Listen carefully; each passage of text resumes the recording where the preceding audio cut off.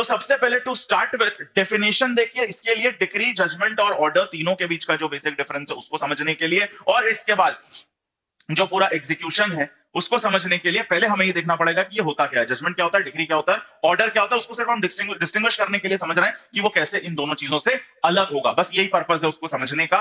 तो जरा बेरेट निकालिए सीपीसी का, उसमें आप निकालिए सेक्शन 2। सेक्शन 2 में ये तीनों चीजें डिफाइंड है। आप इसका क्लॉज 2 देखेंगे तो डिग्री डिफाइंड है, क्लॉज 10 देखेंगे तो क्लॉज 9 देखेंगे तो जजमेंट डिफाइंड है, और 14 देखेंगे तो ऑर्डर डिफाइंड है। ठीक, तो डिग्री है 2 में, जजमेंट है 9 में, और ऑर्डर है 14 में। ठीक, इसको जरा देखते हैं। Before we move on to decree, पहले जरा जजमेंट और ऑर्डर की डेफिनेशन देख लीजिए। ऑर्डर एक्सक्लूजन में बताया गया है डिक्री से कि कैसे वो अलग है और होता क्या है। तो पहले देखिए, सबसे पहले वेरेट में सेक्शन 2 का क्लॉज 9 देखिए जो डिफाइन करता है जजमेंट को। Judgment means the statement given by the जज on the grounds of a decree और ऑर्डर। डिक्री या ऑर्डर के जो ग्राउंड्स होते हैं वो जजमेंट है।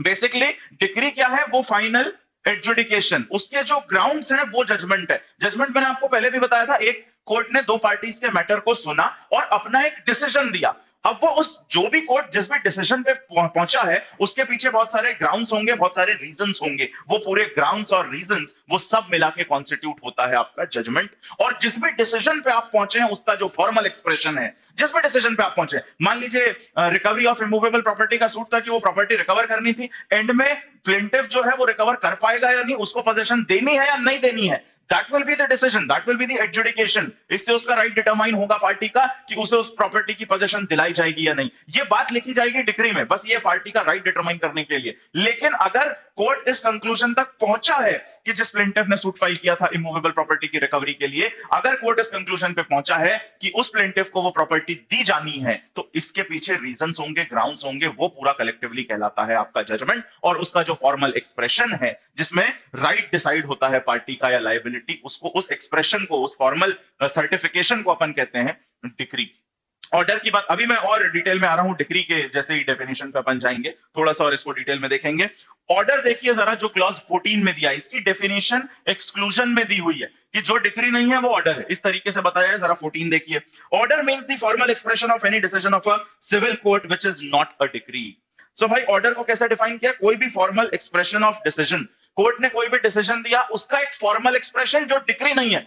तो जितने फॉर्मल एक्सप्रेशन है डिसीजन के जो डिक्री नहीं है वो सब ऑर्डर होंगे, और बाकी डिक्री होगा क्या ये आपको क्लॉज 2 में बता दिया है। तो जरा सेक्शन 2 के ये सारी चीजें आप देखते जाइए। सेक्शन 2 का क्लॉज 2, क्लॉज 9 एंड 14, ये तीनों आपको देखना है। अब जरा आइए क्लॉज 2 पे, तो समझ में आएगा कि डिक्री क्या है। तो जो डिक्री हो गया वो सब ऑर्डर नहीं होगा। क्लियर?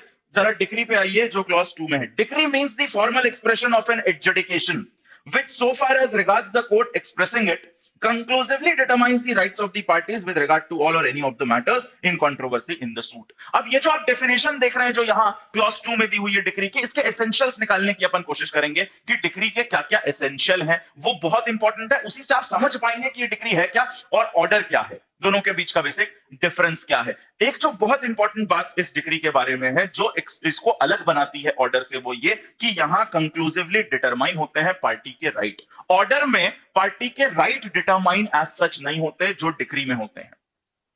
जैसे अभी मैं आपको एक एक करके एसेंशियल भी बताऊंगा, उसके पहले एक ब्रीफ डिफरेंस, जो सबसे मेजर डिफरेंस है ऑर्डर और डिक्री का, उसको समझ लीजिए। देखिए, ऑर्डर प्रोसीडिंग के दौरान दिए जा सकते हैं, जब सिविल प्रोसीडिंग चल रही है उस दौरान ऑर्डर पास किए जा सकते हैं, बाद में भी पास किए जा सकते हैं। लेकिन डिक्री जो है वो डिसीजन होता है, फाइनली एंड में ही डिक्री आती है। कई बार प्रिलिमिनरी डिक्री भी आती है जो कि बीच में आती है।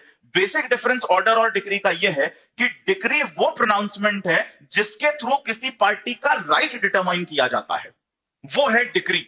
ऑर्डर में एज सच राइट का डिटर्मिनेशन नहीं होता। फॉर एग्जाम्पल, जैसे मान लीजिए कोर्ट ने ऑर्डर दिया अटैचमेंट का। अगर आपने पहली क्लास सीपीसी की अटेंड करी है तो आप जानते हैं मैंने वहां बात करी थी कि कोर्ट ड्यूरिंग प्रोसीडिंग भी अटैचमेंट और अरेस्ट के ऑर्डर दे सकता है। अगर कोर्ट को लगता है कि जिस प्रॉपर्टी से रिलेटेड डिस्प्यूट चल रहा है डिफेंडेंट उस प्रॉपर्टी को ही डिस्पोज ऑफ कर सकता है, जब तक सूट खत्म होगा तब तक प्रॉपर्टी खत्म हो जाएगी, अगर इस तरीके की संभावना है, तो इन बिटवीन अटैचमेंट कोर्ट करा सकता है। तो अटैचमेंट जो करा रहा है कोर्ट, इट्स एन ऑर्डर कि भाई साहब इस प्रॉपर्टी को अटैच किया जाना चाहिए। वो कोर्ट के संरक्षण में रखी जाएगी प्रॉपर्टी। ये एक ऑर्डर है। ये जो ऑर्डर दिया, ये जो डिसीजन है कोर्ट का कि इस प्रॉपर्टी को अटैच करके रखना है, आप जरा बताइए मुझे, क्या इसमें किसी पार्टी के राइट को डिटरमाइन किया गया है? क्या इसमें किसी पार्टी के राइट को डिटरमाइन किया गया है? The answer is no. हाँ, जिसका भी राइट एंड में डिटरमाइन होगा कि ये प्रॉपर्टी, राइट डिटरमाइन मतलब किसका अधिकार है उस प्रॉपर्टी पे, ये तो अभी बाद में डिसाइड करेंगे ना अपन, अभी थोड़ी ना डिटरमाइन कर रहे हैं राइट हम किसी का। लेकिन फिर भी कोर्ट का ये एक डिसीजन है जिसमें कुछ किया जा रहा है, प्रॉपर्टी को अटैच किया जा रहा है। That will be an order only, that can not be a decree, that is just an order. लेकिन डिक्री क्या करती है? पार्टीज का राइट डिटरमाइन करती है कंक्लूसिवली, ये बात ध्यान रखिए।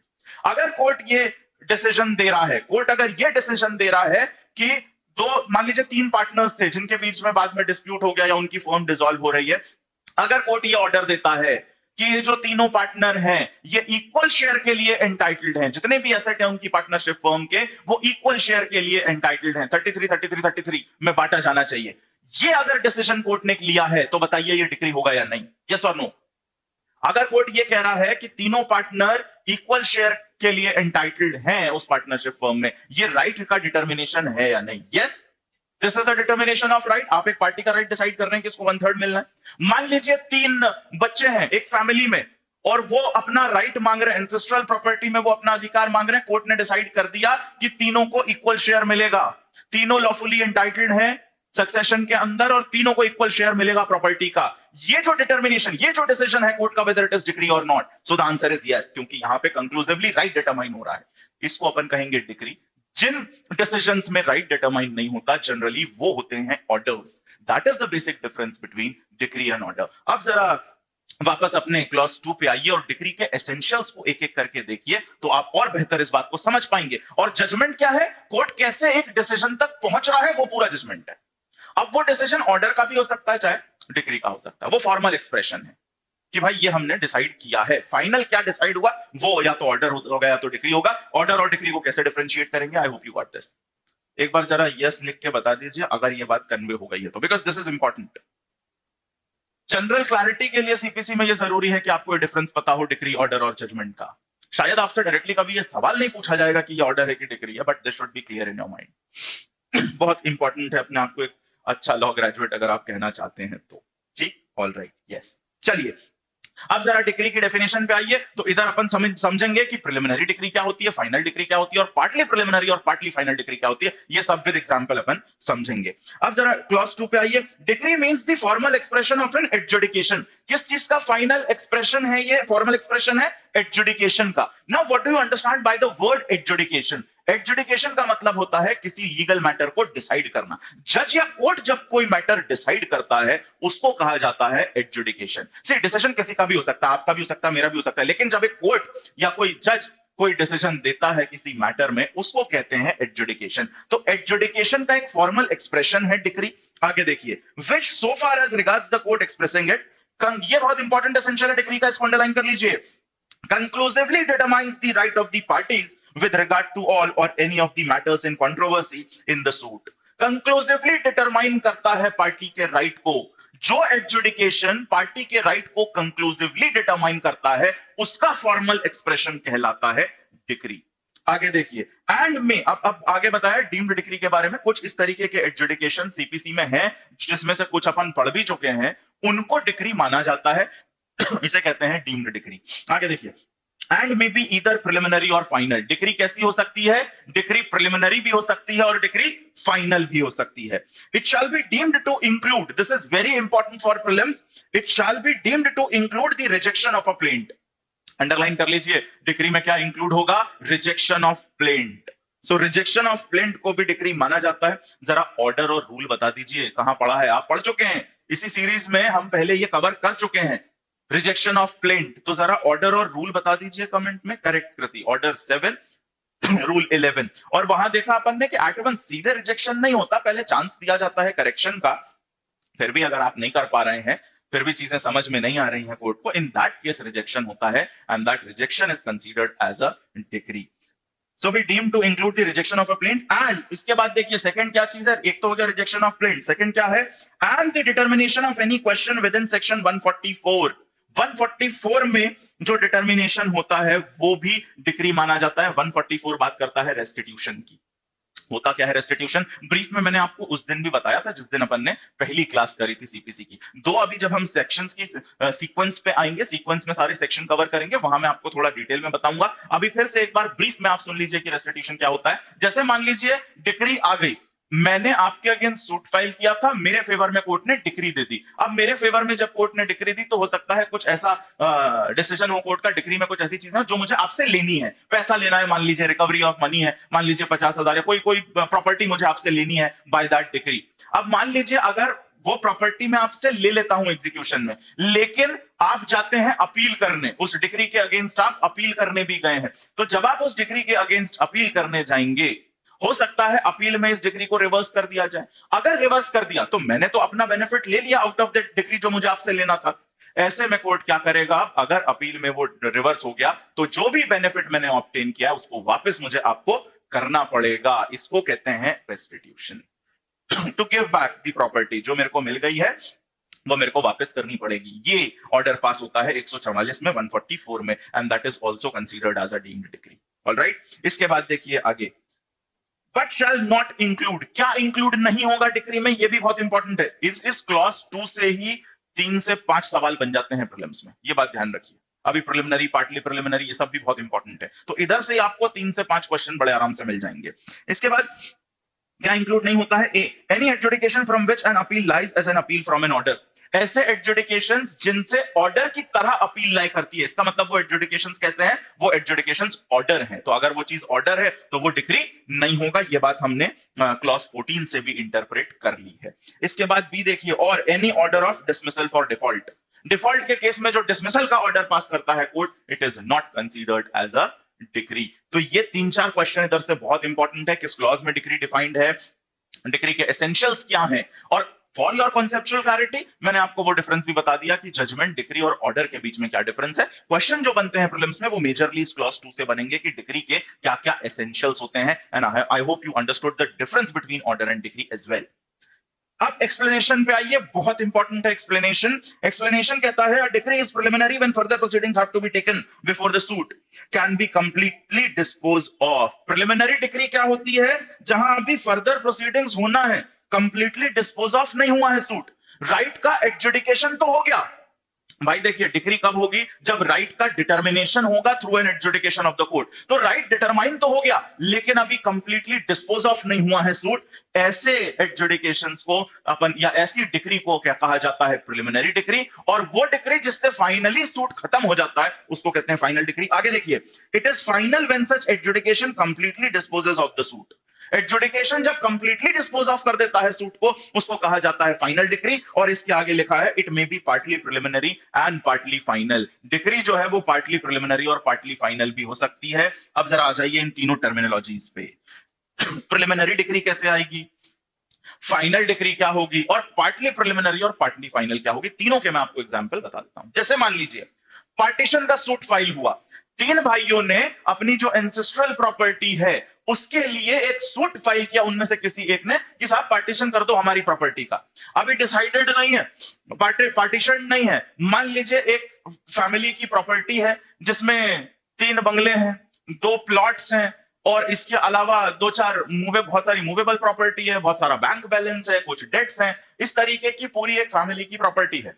अब एक बंदे ने उसमें से पार्टीशन का सूट फाइल किया कि साहब हमारा ये प्रॉपर्टी का आप पार्टीशन कर दीजिए। अब जब ये सूट फाइल हुआ तो ए, बी और सी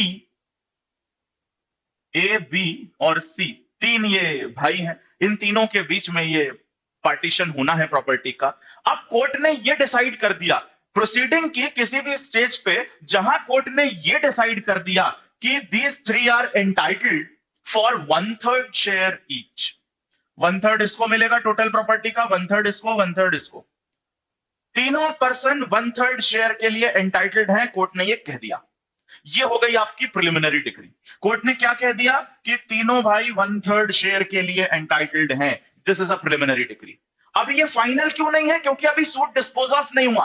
आपने ये तो बता दिया कि ए को 1/3 मिलेगी, बी को 1/3 मिलेगी और सी को 1/3 प्रॉपर्टी मिलेगी, लेकिन उस प्रॉपर्टी का कौन सा शेयर किसको मिलेगा अभी ये डिटरमाइन नहीं हुआ, इसीलिए फाइनल नहीं है। ये सूट को कंप्लीटली डिस्पोज ऑफ नहीं कर रही है। अभी हमने सिर्फ ये समझा है, कोर्ट ने सिर्फ इतना डिटरमाइन किया है कि तीनों को 1/3 भाग दिया जाएगा।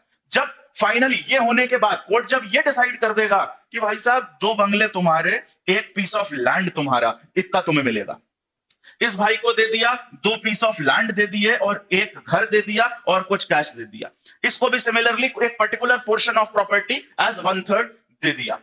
ये हुआ final disposal of the suit. So ये जो है दिस इज फाइनल डिक्री कि किसको कौन सा पोर्शन मिलेगा will be a final decree. और ये जब कोर्ट ने डिसाइड किया कि तीनों 1/3 के लिए एंटाइटल्ड हैं, that is preliminary decree and I hope that is clear. Clear है भाई? प्रिलिमिनरी कब होगी, फाइनल कब होगी? फाइनल तब होगी जो सूट जब सूट कंप्लीटली डिस्पोज ऑफ होगा। And I hope that is clear. इसके अलावा मान लीजिए पार्टनरशिप बिजनेस था एक, 3 लोगों का, 3 पार्टनर्स थे एक फर्म में, तीनों मान लीजिए फर्म डिसॉल्व हो रही है और तीनों अपने अपने शेयर के लिए कोर्ट जाते हैं। अब यहां कोर्ट डिटरमाइन करता है कि एक पार्टनर जो है उसको 40% शेयर मिलना चाहिए, एक पार्टनर जो दूसरा है उसको 30% मिलना चाहिए और तीसरे को 30% मिलना चाहिए। तो एक कोर्ट ने जहां ये डिसाइड कर दिया कि एक पार्टनर को 40% मिलेगा, दूसरे को 30 और तीसरे को 30, ये हो गई आपकी प्रिलिमिनरी डिक्री। इस सूट में फाइनल डिक्री कब आएगी? जब कोर्ट ये भी बता देगा कि 40% में कौन से एसेट जाने हैं उसके पास, 30% में सेकंड पार्टनर के पास कौन से एसेट जाने और तीसरे पार्टनर के पास 30% में कौन से एसेट जाने। जब ये डिटरमाइन होगा, this will be the complete disposition of the suit और उसको बोलते हैं अपन फाइनल डिक्री। तो ये है आपका प्रिलिमिनरी और ये है आपका फाइनल। अब कई बार आपसे यह भी सवाल पूछ लिया जाता है कि किन सूट में प्रिलिमिनरी डिक्री आएगी। तो अगर आपने कॉन्सेप्ट समझ लिया, इसके बाद अगर आप उस लिस्ट को देखने पढ़ने या समझने जाएंगे तो आपको मुश्किल नहीं होगी। आपको वो लिस्ट हर जगह मिल जाएगी कि किन में प्रिलिमिनरी डिक्री पास हो सकती है, पार्टीशन के सूट में हो सकती है, पार्टनरशिप फर्म के उसमें हो सकती है, इन सब चीजों में जनरली होती है। उसको याद रखने के लिए कॉन्सेप्ट अगर क्लियर है तो ज्यादा आराम से आप उन चीजों को समझ सकते हैं, आप अपना लॉजिक लगा सकते हैं कि हाँ इसमें होगी या नहीं होगी। ठीक, इसके बाद आ जाइए अब नेक्स्ट पार्टली प्रिलिमिनरी। अब कब एक डिक्री पार्टली प्रिलिमिनरी और पार्टली फाइनल होगी? क्योंकि एक्सप्लेनेशन ये भी कह रहा है कि it can be partly preliminary and partly final. देखिए ये कैसे होगा। मान लीजिए एक सूट फाइल किया गया एक घर की पोजेशन का, ये एक घर है, इसकी पोजेशन का सूट फाइल किया गया और उसमें मीन प्रॉफिट भी क्लेम किया गया। किस किस का सूट है भाई साहब? पोजेशन का और मीन प्रॉफिट का। अब ये मीन प्रॉफिट क्या होता है तो जरा इसकी भी डेफिनेशन देख लीजिए। दो मैं आपको पहले ये चीज बता चुका हूं। क्लॉज 12 देख लीजिए, आप सेक्शन 2 खोल के बैठे हैं डायरेक्ट में, क्लॉज 2 जरा देख लीजिए।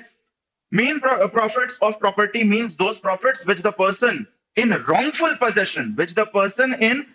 possession of such property actually received or might with ordinary diligence have received therefrom together with interest on such profits but shall not include profit due to improvement made by the person in wrongful possession। wrongful possession में अगर कोई व्यक्ति किसी property के है, उस wrongful possession में रहते हुए जो प्रॉफिट उसने कमाया उसको कहते हैं मीन प्रॉफिट। जबरदस्ती किसी ने एडवर्स पोजेशन ले रखी, कब्जा कर रखा घर पे, ये घर है जिस पे किसी व्यक्ति ने कब्जा कर रखा, उससे जो प्रॉफिट कमाया वो मीन प्रॉफिट।